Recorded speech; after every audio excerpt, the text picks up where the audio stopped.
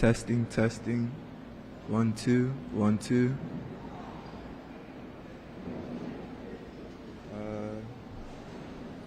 Testing. Oh shoot. Testing, testing. Sorry. Testing, testing. 1, 2, 1, 2.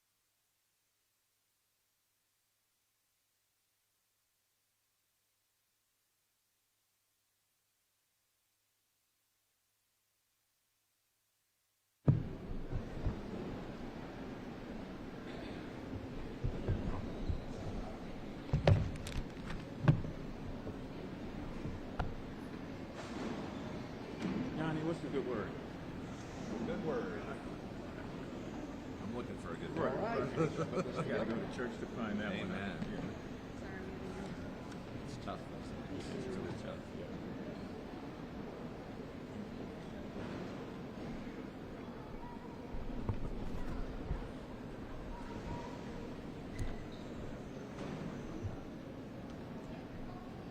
Good morning. We are now 8 days into this federal government shutdown. 8 days since the President of the United States could not close a deal to make health care more affordable for the American people.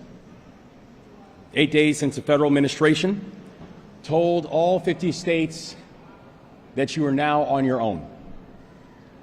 And I think about a conversation that we had with a woman in Baltimore where she said something that I think echoes loud and clear to everyone within our state, where in this moment she said, "Thank God we're in Maryland." And today, I'm proud of the fact that once again we are standing together as Team Maryland. That Team Maryland stood united the morning after the shutdown in Annapolis, and today, Team Maryland has come together again here at BWI. And I want to thank all of our partners inside the work, Senator Chris Van Hollen, Senator Angela Alsobrooks, Representative Sarah Elfred, Representative Kwesi Mfume, Representative Johnny Olszewski, Senator Pam Beidel, and Director Shanetta Griffin. I also want to take a special moment to thank all of our federal workers here at BWI who have stayed on the job. Because what we know is that the shutdown continues. The vast majority of these workers will miss their first paycheck this Friday. We've also heard from the President of the United States yesterday when he threatened to withhold back pay for our federal workers. And I want to be clear that those comments are reckless, those comments are irresponsible, and importantly, those comments are illegal. To our federal workers, I'm sorry for them. I'm sorry that Washington seemingly cannot perform basic functions that states have to perform every single day. I'm sorry that Washington cannot seem to perform basic functions that your families are performing every single day. That we are talking about public servants, people who have dedicated their lives to this country, people who have taken an oath to make sure that airline safety is paramount, that we have a beautiful airport for people to be able to come and visit and witness, that we have federal workers all across the state who are doing things like making sure that our food is safe, that our critical infrastructure is protected, that veterans are getting the supports that they need, and not to mention the fact that 1 in 4 federal workers is a military veteran. But I can tell you one thing for sure.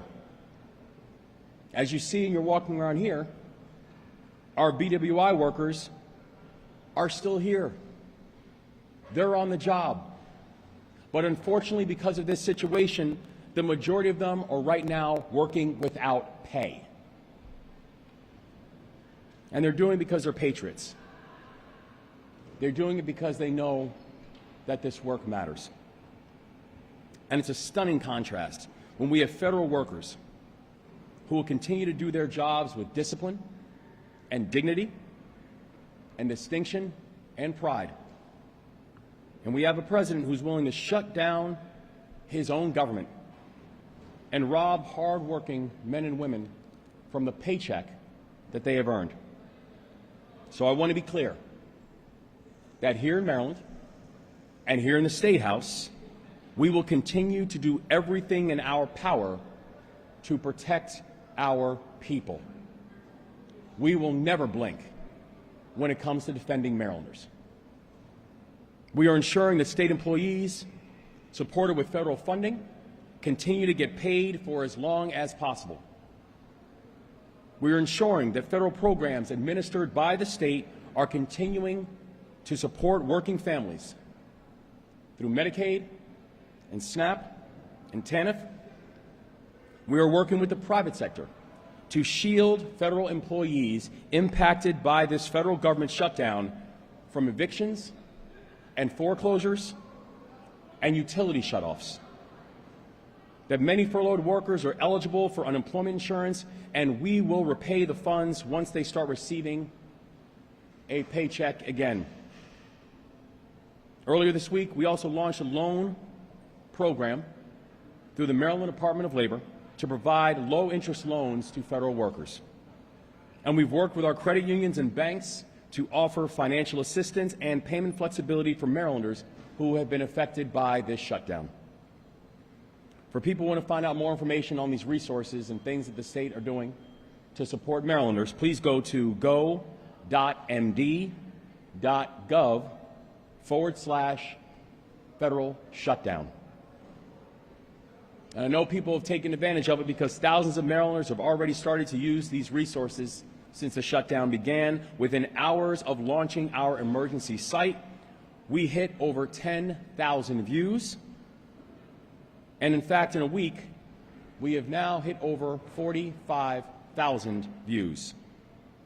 We have now received 830 new unemployment insurance claims from federal employees, and we anticipate more coming in the days ahead. So I encourage all Marylanders to take advantage of these emergency resources and seek the support that they are entitled to and the support that Team Maryland wants to ensure that you receive.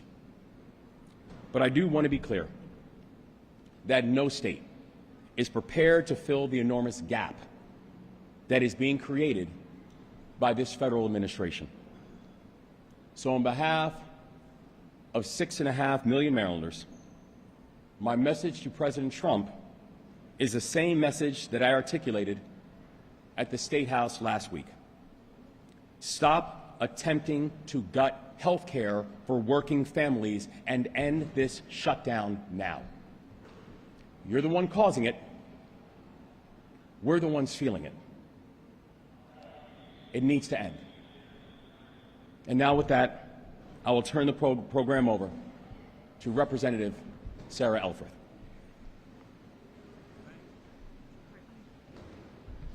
Good morning, and thank you, Governor. I'm so grateful to be here with Team Maryland, Governor Moore, Senators Van Hollen and Alsobrooks, Congressman Mfume and Olszewski, my good friend, Senator Pam Vital, and of course, our wonderful Executive Director of BWI. It feels like we're together a lot these days because while the federal government is shut down, Team Maryland has been hard at work. Whether it's the governor announcing new programs and supports, thank you, Governor, for the federal workers who live here in Maryland, or Senator Alsobrooks and I introducing legislation that will ensure that essential employees like the ones here at BWI are eligible for unemployment insurance in any shutdown. Maryland is fighting to reopen the government with a bipartisan budget deal. Again, reopen the government with a bipartisan budget deal that supports our federal employees without gutting health care for 20 million Americans. We're here at BWI today because 550 TSA agents and 70 air traffic controllers, support staff, and management are employed here and currently working without pay as essential employees. And we have a very simple message. Shutdowns don't fly. Our federal workforce directly and acutely feels the impacts of the government shutdown. Right here in Maryland's 3rd District, 44,000 federal employees are working, either essential or at home furloughed. These folks are our neighbors, but they are the ones who keep our skies safe and make sure thousands of Americans can get to where they need to go each and every day. So as the governor said, first and foremost, our message, and I think everybody behind me would agree, is thank you, not just during this shutdown, but thank you for doing your jobs for the last 10 months under the largest assault on federal employees this country has ever seen. Our federal employees are just simply not hearing that thank you enough. And we know that you all perform your jobs that simply cannot be abandoned because of chaos in Washington. Please know that our offices are open and doing everything we can to ease the pain. And that's why we are ready to work with our colleagues on either side of the aisle to reopen the government. But unfortunately, as the governor said, our Republican colleagues have refused to come to the table. We're in the district today because the Speaker has called off votes for the second week in a row, unwilling to negotiate on health care. And our communities begin to receive notices, those notices went out on October 1st, that their health care premiums are increasing. There's so much at stake right now. 190,000 Marylanders rely on those ACA tax credits, and without Congress acting, 190,000 Marylanders are about to experience a 68% increase in their health care premiums on January 1st. 68%. And even if you don't rely on the ACA tax credits, even if you're not one of those 190,000, all Marylanders are projected to see their premiums increase 13% if Congress doesn't act. Now, I don't know about you, but I don't know many neighbors who are anticipating a 13% raise next year to compensate for this surge in health care costs. The governor mentioned it, but it bears repeating. I feel the need to address the president's latest threat to break the law. And I'll repeat, break the law and not provide furloughed and essential workers with the back pay they are legally guaranteed to receive. They are legally guaranteed to receive it because a Maryland senator, former Senator Ben Cardin, sponsored that law, and it is the law, and the president is threatening. And I've said this from the beginning. The president continues to resort to threats that use our federal employees as pawns instead of honestly showing up and to the negotiating table and striking a bipartisan budget deal. I know my Maryland colleagues and I remain steadfast in the fight for our federal workers and for health care for all Americans. And with that, I'd like to turn it over to my partner and friend, Senator Chris Van Hollen. Thank you, Congresswoman Elfred. Thank you for your leadership in Congressional District 3 and on behalf of the state of Maryland. I want to thank our other colleagues in the House who are here, Congressman Mfume, Congressman Olszewski. Thank you all for what you're doing to try to reopen the government of the United States, and that's what my partner in the Senate, Senator Alsobrooks, and I are doing. Governor, thank you and your team for all you're doing to try to ease the pain, the unfair burdens that have been placed on federal employees at this time, and it's good to be here with other members of Team Maryland. I also want to salute our patriotic federal employees who go to work every day on behalf of the American people. Here at BWI, Thurgood Marshall, that includes the air traffic controllers, that includes TSA officials, and it includes others. They're part of a federal workforce that delivers for the American people. We are now 8 days into the second Trump shutdown. I say second Trump shutdown because I was in the Senate during the first Trump shutdown, and I think we all remember that. That was in 2018, 2019. It lasted for 35 days. We don't want this shutdown to last a day longer. But we're all here because President Trump has not come to the negotiating table. We call upon him today to join us in bipartisan negotiations to open the government. And the House Republican leadership, they're AWOL. They're not even in town. They are more worried about keeping the Epstein files under lock and key than they are opening the federal government.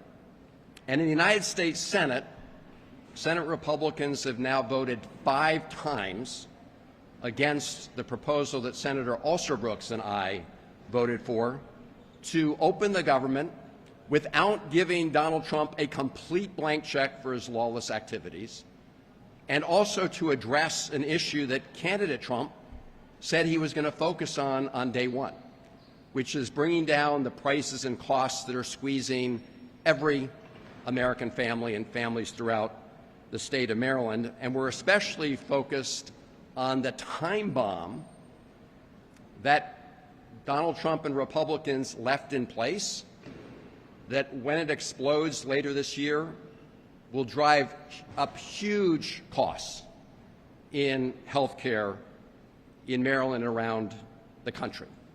You may remember a few months ago they passed what they called the Big Beautiful Bill. It was beautiful if you're a billionaire or very wealthy people. Those individuals had big tax cuts permanently extended. The tax cuts that they allowed to expire are the tax cuts that help middle-class families here in Maryland, around the country, afford health care. Those are the ones that are set to terminate, and just this week, Marylanders began to receive their notices about how that would impact them. And yesterday I put out, and others put out, an example of what would happen to a 60-year-old couple in Salisbury, Maryland, that makes $90,000 a year. They would see their current premiums more than double, from $641 a month to $1,762 a month, almost triple. We all know that Donald Trump is not just shutting down the government now. He has been shutting down the government in pieces from day one. We remember Elon Musk said he was going to take a chainsaw, that's his metaphor, not mine, to government services. We've all stood outside the Social Security Administration, where they let people go and made it much harder for people to access their benefits. Russ Vought, who is Donald Trump's right-hand budget man, infamously said that he wanted to inflict trauma on federal employees. And that is what they are doing now. And the most recent example is their big lie that federal employees will not receive their full back pay when the federal government reopens. These are mafia-style threats that have no basis in law. I remember working very closely with Senator Cardin and our Virginia colleagues and others when we passed that law to ensure back pay for all federal employees. And if you go back and look at what the Trump administration said at the time, they recognized that that was not just back pay for that shutdown. It was to make sure that in all shutdowns, federal employees are made whole at the end of the day. And in fact, if you look at the guidance that OPM, the Office of Personnel and Management, just put out in September, it says the same thing until they took it down. So this is fear-mongering that the Trump administration is engaged in that has no basis in law. We want to end this shutdown. I outlined the proposals we've talked about. In the meantime, we are doing everything we can to ease the burden, both the governor and his team at the state level, all of us at the federal level, and I want to close where I began by thanking those federal employees who really work day in and day out to provide those services to the American people. And they'd be the first to tell you, in addition to the pain they're suffering when they're not able to perform those services, the American people end up losing the benefit of those services. So let's end this shutdown, and now let me turn it over to my partner in the Senate, Senator Alsobrooks, who has voted 5 times now on our plan to reopen the government. Senator Alsobrooks.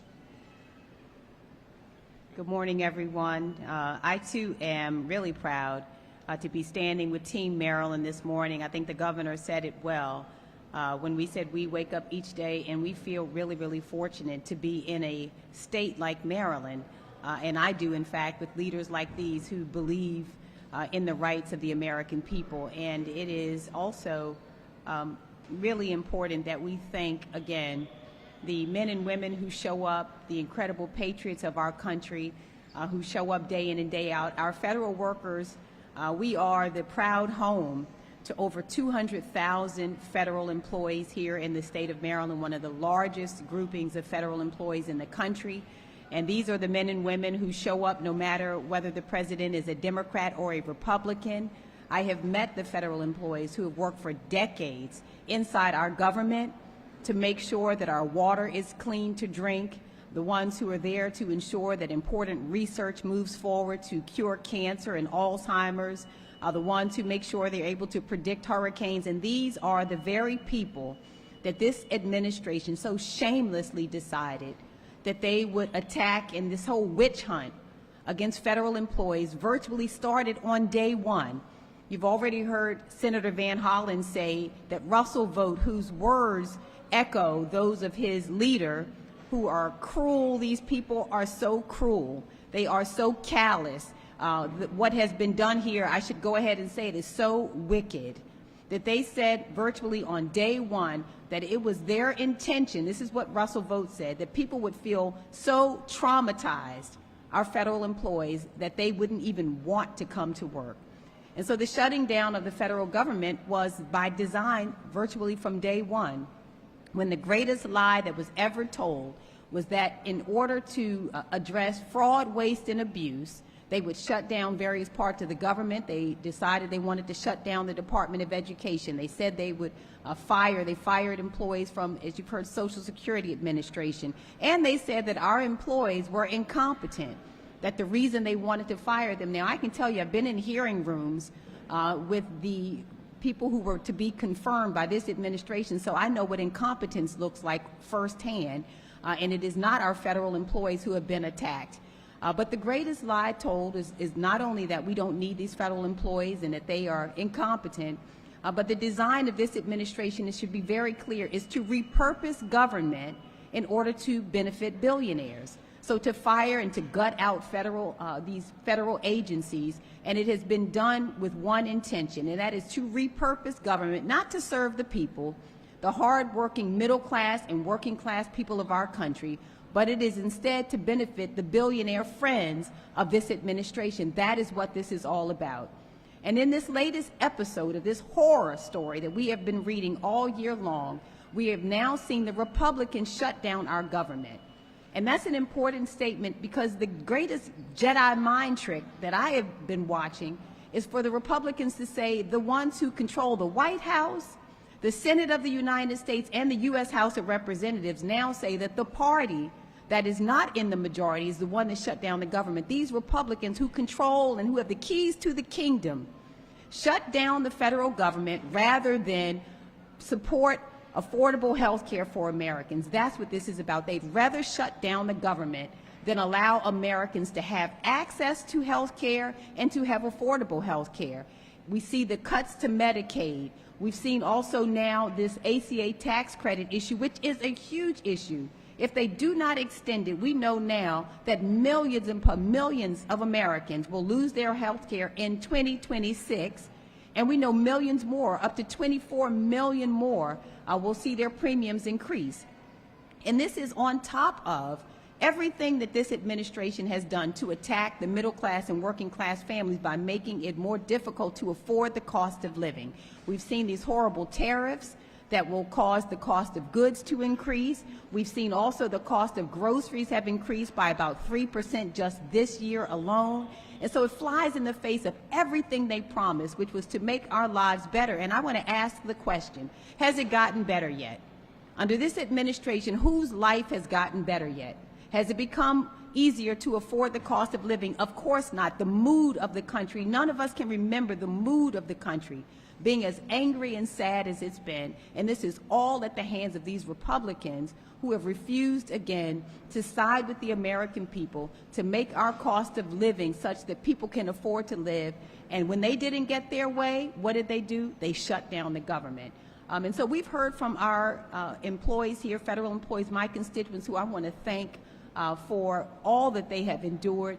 Many of whom have said, you know what, we want you to reopen the government. And we have, as Senator Van Hollen has said, we have voted now 5 different times to not shut down the government and to roll back these Medicaid cuts and to make sure that we are extending the Affordable Care Premium Tax Credit so that Americans can simply afford their health insurance. But these employees have said, you know what, we want you to stand strong, open the government, and please protect our health care so that we can afford to be able to take care of our families. So I am going to hand over now the microphone to Congressman Mfume. And again, I want to thank so much all of my colleagues who are standing here for the work. We're going to continue to work on behalf of Marylanders and do everything in our power to ensure that they are able to care for themselves and to care for their families.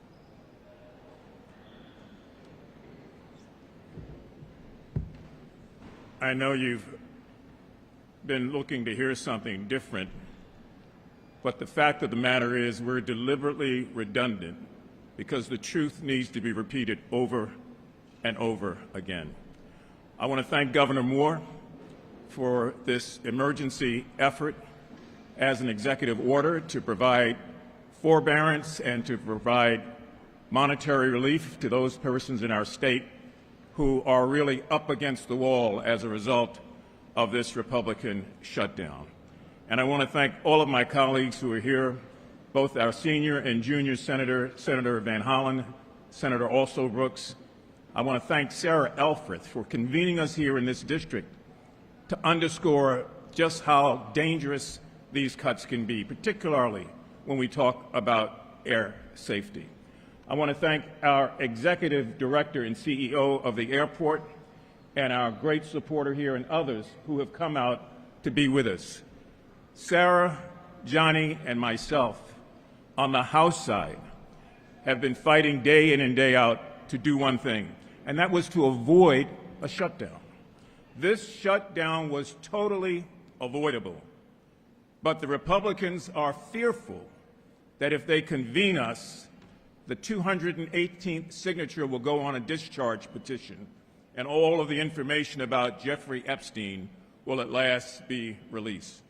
This has a lot to do with a lot of things, but don't underestimate the need for them to protect those who were associated with Jeffrey Epstein. Now, when I say avoidable, you would think that most people would not want to punish other people by increasing their health care by 10, 20, 50, or even 100% in some cases. You would think that. You would believe that this government would stop lacking compassion, particularly in the Oval Office, and find a way to unite people, even though we disagree on basic aspects of this approach. And you would think also that for those persons who are not going to be able to replace the cuts they're going to receive as a result of Medicare, and for those who are going to watch their ACA payments go up, that at the very, very least, the President and members of the Congress on both sides of the aisle would be compassionate enough to pull back from that. But that is not the case. And so the reason it wasn't avoidable was because the Republicans wanted to get out of town. And when you're out of town, you can't negotiate. And we've been in Washington day after day after day after day, waiting to try to have dialogue and discussion. And the Speaker of the House refuses to convene us. I think that's a sin.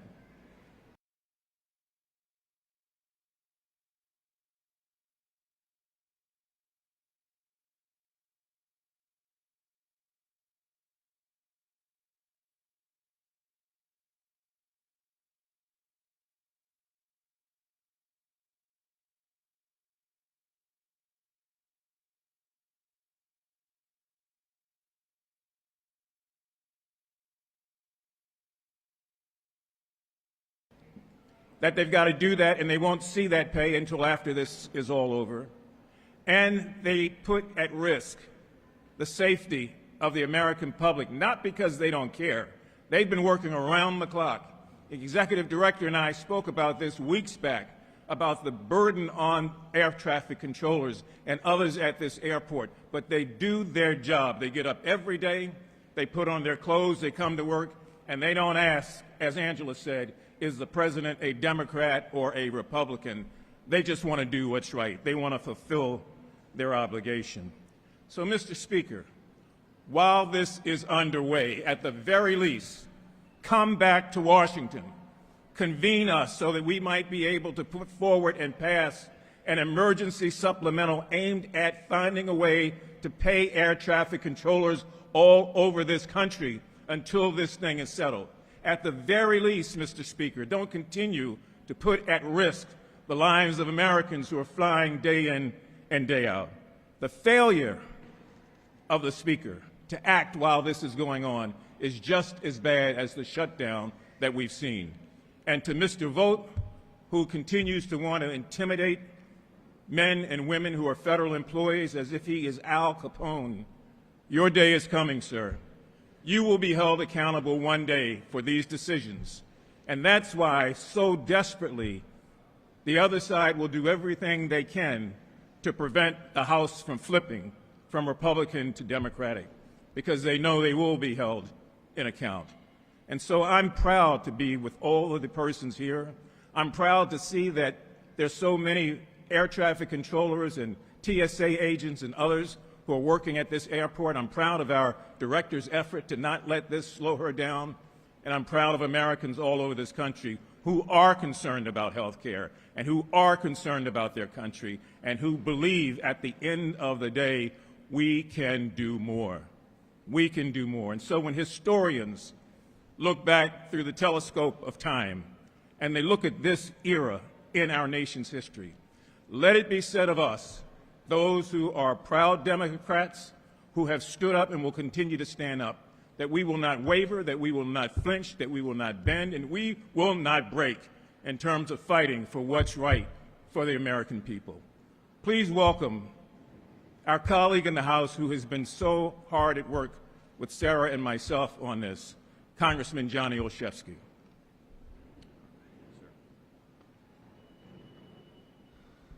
Good morning, everyone. I have just a few thanks to give, and then I'll raise 3 points to conclude us this morning. First, my deepest thanks to the men and women who are federal employees across this country, the people who are keeping our airports open, just like here at BWI, who are showing up to work in our military, at Social Security, the Department of Education, trying to meet the needs of their fellow Americans while their pay is being withheld.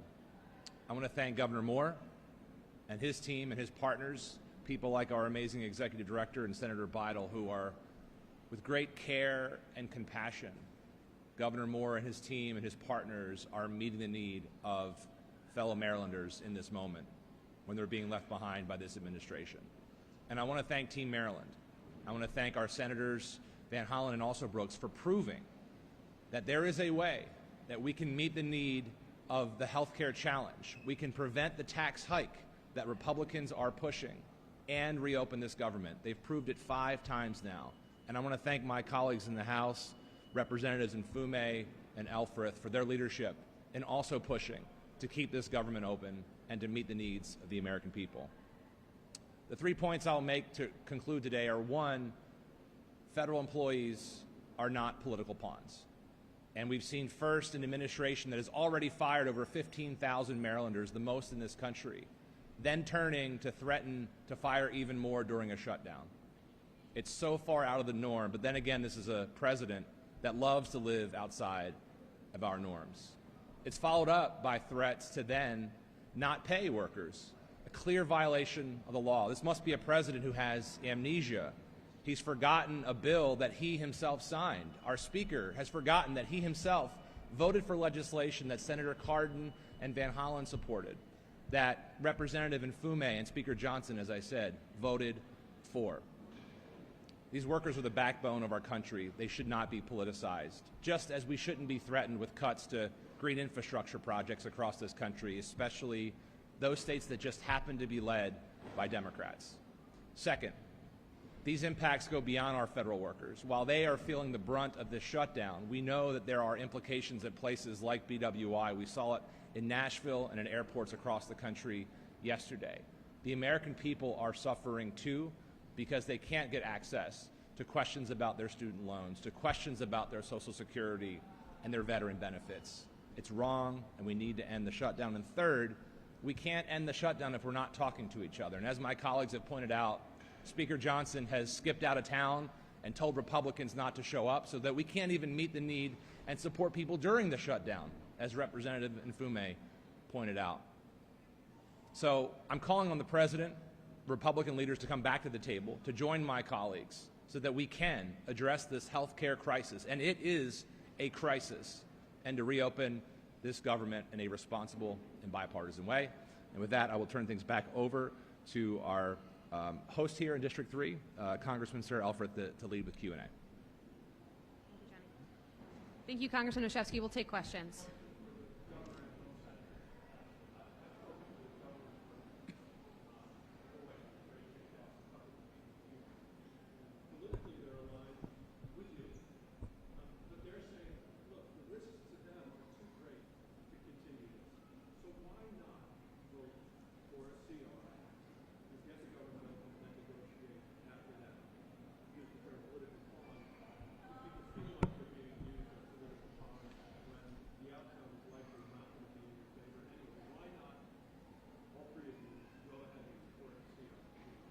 Well, I'll turn to the senators to talk about the CR. The thing that I know is this, is that what the president initiated last week is not a deviation, it's a continuation. Because this is what's been going on for the past 9 months. You know, since Donald Trump has taken office, he has now fired over 15,000 Marylanders who are federal workers. Over 15,000. That's the largest number in this entire country.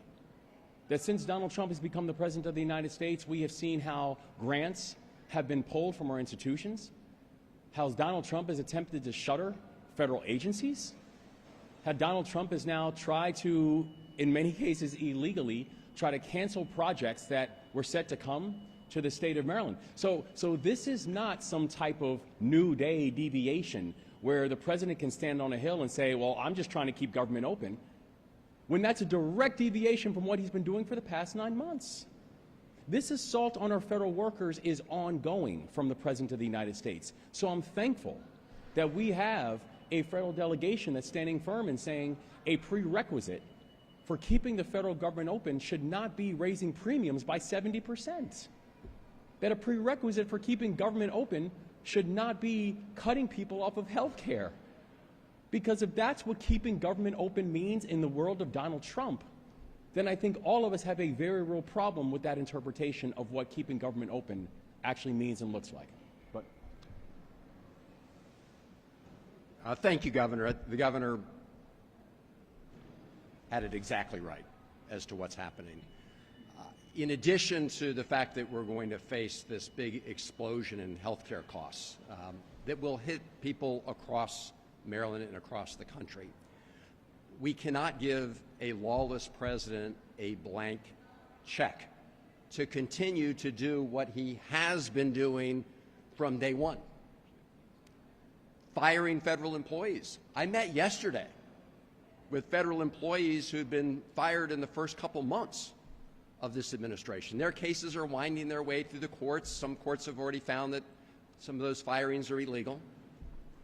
And as the governor said, they are withholding funds, very important funds in the state of Maryland and around the country that were part of the earlier agreements that we all voted for. You know, the Constitution doesn't allow the president to cherry pick what parts of the law he will enforce and where he will make those investments and where he will not. In Maryland, there are many places where the last agreements we reached meant that investment should be made on a whole variety of issues. There's a FEMA grant worth about $36 million for Crisfield to help them prepare for the next hurricanes. They're not funding that. That's just one example. So you have to have an agreement that is worth the paper it's written on. And if you look at our proposal, that is part of our proposal, simply making clear that President Trump cannot illegally withhold funds after an agreement is reached. And I will just close by saying Senator Alsobrooks and I held a telephone town hall meeting just 2 nights ago. We got a very different message from federal employees on that call, because they have been the victims of Russ Vought's efforts to traumatize federal employees. They're the ones that they're threatening to withhold their back pay when the government reopens, which, as we've said, is flat out illegal. They're the ones that they're threatening to fire now out of pure vindictiveness and spite. Right? On the one hand, President Trump and Russ Vought are saying, let's reopen the government to provide services to the American people. We agree. At the same time, they're saying they're going to go out and fire federal employees. In other words, deny the American people the benefit of those services permanently. And I want to be clear, that also is illegal. The president has less power when the government is shut down to fire more federal employees than they do in normal times. And in normal times, they've already been violating the law. So I just wanted to point out that we all want to get the government open, but we also want to make sure it's worth the paper it's written on. And we do want to deal with this ticking time bomb on health care costs in America. I just want to add one point. The fact is, the question was, why wouldn't we vote for a continuing resolution? We have. And I think that's really important for the American people to hear that. We absolutely have voted 5 different times to open the government. The real question is, why won't the Republicans vote with us to open the government and to avoid these Medicaid cuts and the failure to extend the ACA tax credits that would cause people to not be able to either afford their health care or shut off access to health care. You know, we are really representing everyone. The thing that's really mind-blowing about what we're seeing is Republicans are hurting their own constituents. The people who suffer as a result of these health care increases are people in red states. In our own state, we have the greatest concentration, some of the greatest concentration of Medicaid recipients are in the reddest parts of our state. We also have it in some of the bluer parts. So in other words, this is not a partisan issue. People of both parties are harmed. Almost all Americans, this is what we're talking about, will see these health care increases that most people cannot afford and will have to just do without their insurance. So what we're saying is we want the government to open, but we also happen to believe that it is immoral to have people without health care. I can't understand what happened. The moral center of our country is being decimated right now. It is immoral, cruel, and inhumane what they are doing. And so the real question is, what's wrong with our colleagues on the other side, these Republicans, who know this is wrong, who know it's wrong, and are going along with it anyway, harming their own constituents. Their own constituents need these health care, ACA tax credits, and they need the Medicaid. Questions? Yes.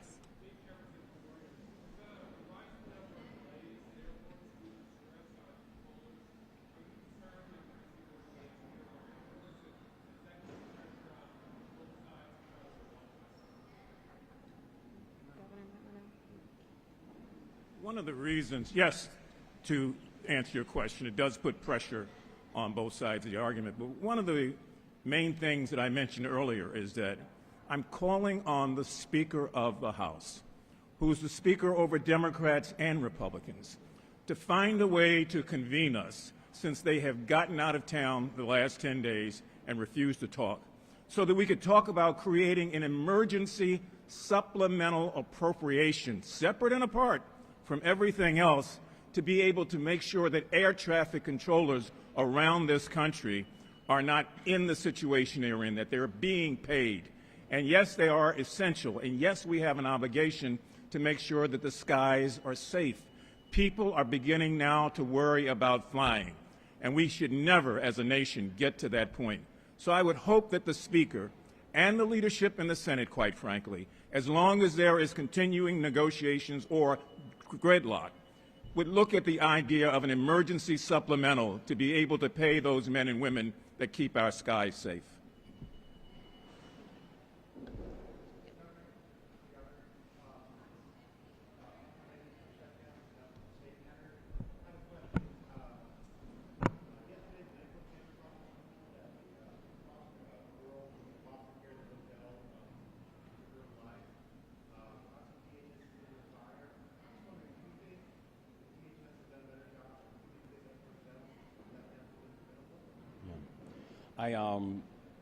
You know, when we learned about the situation and the unfortunate the really heartbreaking situation of a young person taking their own life. I mean, obviously it strikes at all of our souls. We know that, and while we cannot comment on active investigations, we also know that systems have got to be fixed. We know that as we continue to see, even with most recent audits, that some of the challenges that we've seen within DHS, they've been longstanding. We knew when we came on board 2.5 years ago that of the many functions and the many departments within state government that had been broken, that one of the ones that we had to pay the most attention to was DHS, and we continue to do that work. But while many of the challenges that had begun under the department began before our administration came on board, our administration has a firm commitment, and I am placing firm accountability on all of our people to make sure that we will use our time here in office to fix them. And so we know that the systems that need to be addressed both in DHS and other state departments, that it becomes a core responsibility of us to ensure that they are addressed.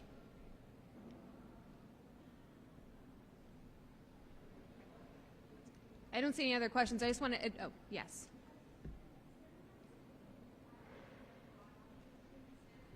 Can't hear you. Significant impact to the BWI operations. No, thank you for your question. No, there have been no significant impacts to BWI operations. Our message here is thanking our TSA agents and our air traffic controllers who were already on a thin staff prior to this, but they're showing up each and every day and doing their work. I just want to say the urgency of this moment, and Congressman Mfume mentioned it, the House has been called out. The Speaker sent the Republicans home on vacation for the last 2 weeks. I'm heading to Washington right after this. We are ready and willing to negotiate a bipartisan deal. And the urgency of this healthcare crisis is right now. The Speaker has said, why don't we negotiate in 7 weeks? Our constituents can't wait 7 weeks. Their letters with their premium increases are already at their mailboxes right now. The insurance companies are not going to wait 7 weeks for Congress to get itself together. We have to act now, and that's why I'm so proud of Team Maryland for continuing to press this issue and continuing to be willing and ready to work with anybody who's really ready and willing to work with us to reopen the government with a bipartisan budget deal that protects the health care of tens of millions of Americans. Thank you.